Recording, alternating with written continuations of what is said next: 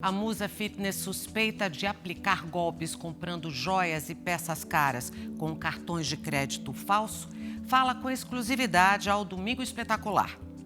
Ela está presa há 3 meses por tentativa de homicídio e alega que foi vítima de uma grande armação.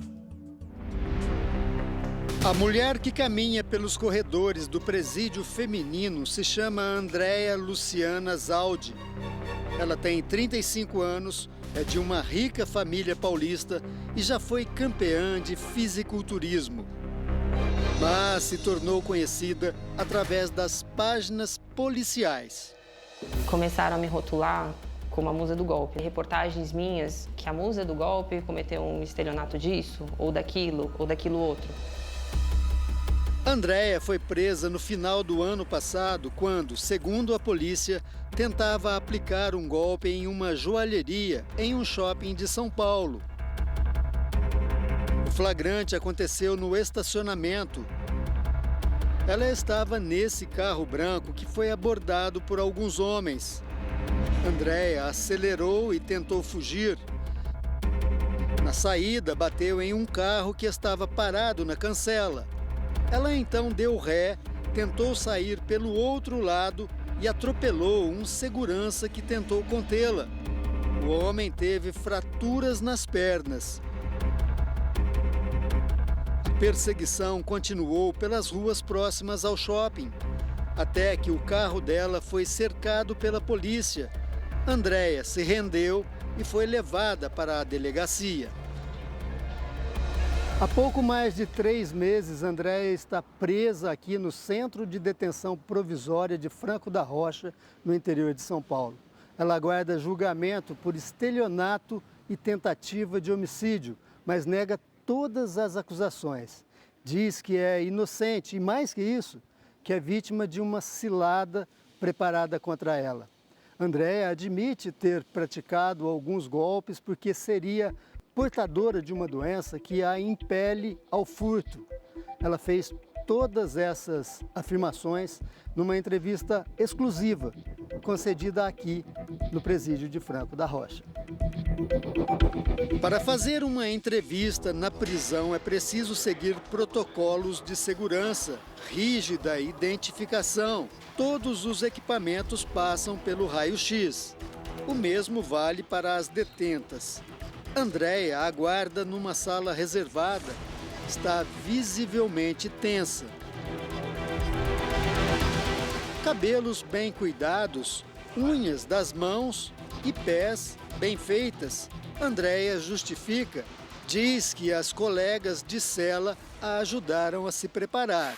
Antes da prisão, Andréa era fisiculturista, praticava hipismo e tinha milhares de seguidores em redes sociais. A beleza e a boa condição social contribuíram para que ela se tornasse conhecida como Musa Fitness ou Musa do Golpe. Andréa tenta justificar alguns destes deslizes, como ela se refere aos golpes. Eu já estava em torno dos meus 14 ou 15 anos, mas eu passei por um diagnóstico de cleptomania.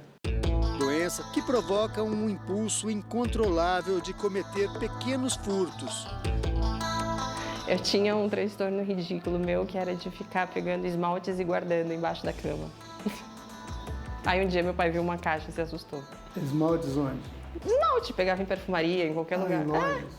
Eu pegava, guardava, levava para casa e ficava lá embaixo da cama. Tipo uma coleção. E aí seu pai se assustou e... Se assustou e aí me levou para uma delegacia. Ele entrou na delegacia. Seu próprio pai? É, meu pai. Aí ele virou e falou assim: "Você tá vendo isso? Então, se você continuar fazendo isso, um dia você vai vir parar aqui." A previsão do pai se tornou realidade. Mas a doença, cleptomania, se caracteriza por pequenos furtos e não por golpes cuidadosamente planejados. Em maio de 2021, o Domingo Espetacular mostrou como ela agia e também os prejuízos que as vítimas acumularam, vários registrados em boletins de ocorrência.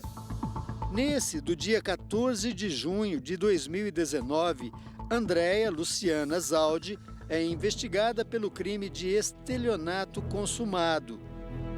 Segundo testemunhas, a loja vendeu a ela cerca de 30 produtos de hipismo e que Andréia mandou dados falsos para a compra, um prejuízo de R$ 9.252,82.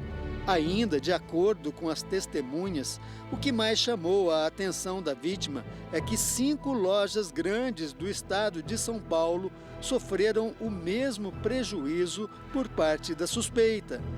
As lojas que vendem produtos para hipismo ou medicamentos para animais e também joalherias seriam os alvos preferidos.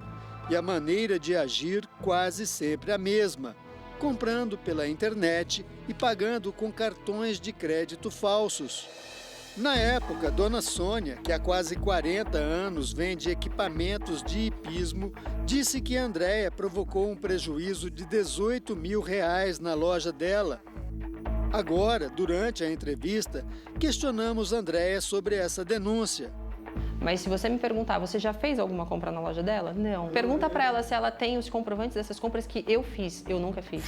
Procuramos novamente Dona Sônia. Ela disse que não tem os comprovantes porque as compras não foram feitas em nome de Andréia. Não, sempre em nome de terceiros. Como a dona da loja não tem os comprovantes de venda, nem registrou o boletim de ocorrência, agora está sendo processada por Andréia por denunciação caluniosa e difamação. Andréia pede na justiça uma reparação de R$ 100 mil.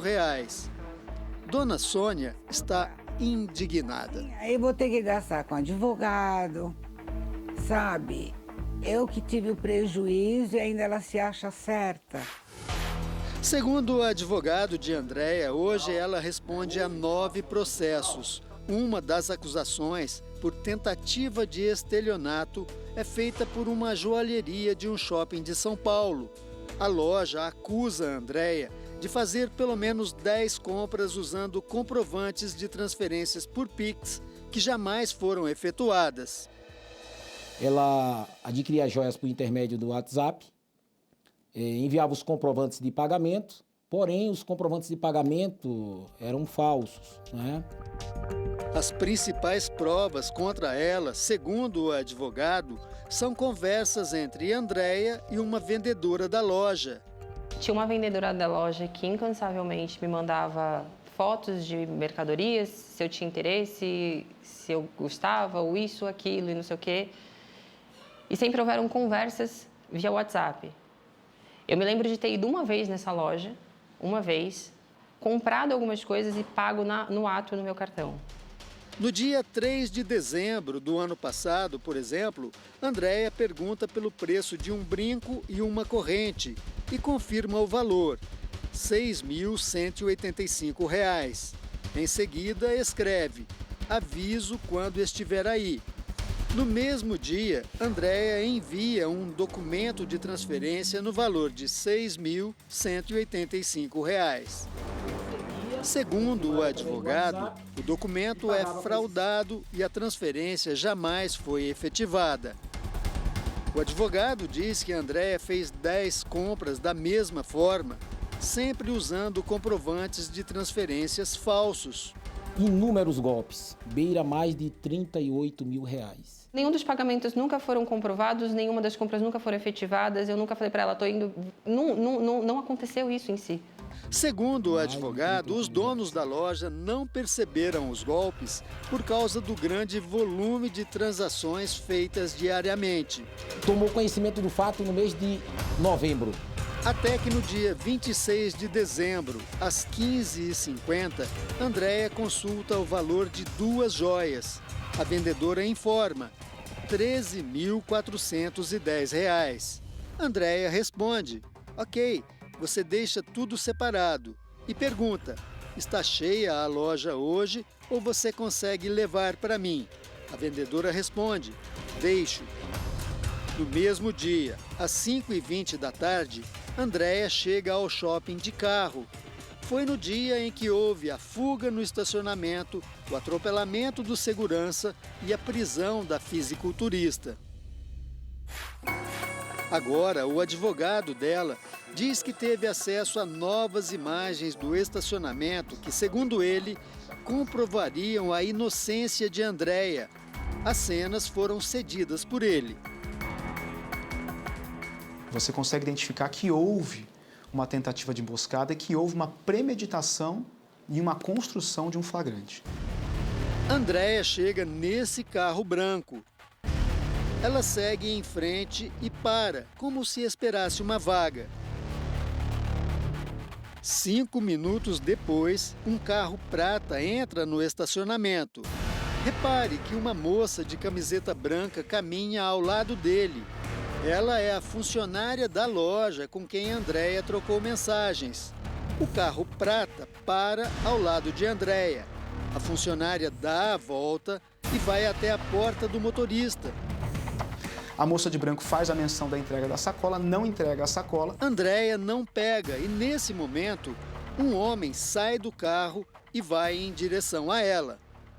Quando aconteceu isso, a minha primeira reação foi acelerar o carro, porque eu não sabia, não tinha distintivo de polícia, não estava fardado, não era segurança do shopping, porque não tinha nenhuma roupa de shopping. Na minha cabeça eu falei, vão me assaltar ou me sequestrar. Eu acelerei o carro e saí. Andréia acelera e sai em alta velocidade. Outro homem corre a pé atrás dela. E eu só ouvi um disparo de tiro. Foi o primeiro disparo de tiro que eu ouvi. As imagens mostram que, nesse momento, algumas pessoas se abaixam, outras correm. Você observa que, além das pessoas ao lado direito que se abaixam justamente para se proteger de estilhaços ou de algum tiro-rebote, existem 2 funcionárias do shopping que também saem correndo, estão de laranja, inclusive. Esses disparos não atingiram o veículo de Andréia. No boletim de ocorrência não existe nenhuma referência a tiros. O advogado diz ainda que, na saída, Andréia atropelou o segurança porque o carro prata continuou a perseguição. Ele alega também que o segurança teria apontado uma arma para Andréia. O segurança saca uma arma, apunha contra a Andréia. Na sequência, ela tenta sair pela esquerda, não consegue sair pela esquerda. O segurança tropeça na moto, cai e é nesse momento em que ela passa por cima das pernas do segurança. A imagem não deixa claro que o segurança está armado e aponta para Andréia. Procuramos o shopping para saber se os seguranças andam armados, mas, em nota, eles apenas responderam que não comentam casos em investigação. O segurança teve múltiplas fraturas nas pernas e até hoje não voltou ao trabalho. Também procuramos o segurança atropelado. Ele e a defesa não quiseram se pronunciar. Andréia, por sua vez, diz que não viu o segurança. Em momento algum, eu me recordo de ter atropelado o segurança. Em momento algum, porque eu dei ré e fiz tudo para desviar dele. Se fosse para eu atropelar, eu tinha atropelado da primeira vez. Eu nem vi. Com base nas imagens, o advogado entrou com o habeas corpus pedindo para que Andréia fosse libertada. O pedido foi negado pela Justiça. A juíza que cuida do caso afirma que, por hora, não é possível comprovar, por meio das filmagens das câmeras do circuito interno, a versão de que a ré agiu em legítima defesa. O advogado diz que vai recorrer ao Superior Tribunal de Justiça. A Justiça ainda não definiu se Andréia vai ser julgada pelas acusações de tentativa de estelionato e tentativa de homicídio. Isso deve acontecer nas próximas semanas. Até lá fica a pergunta: culpada ou inocente?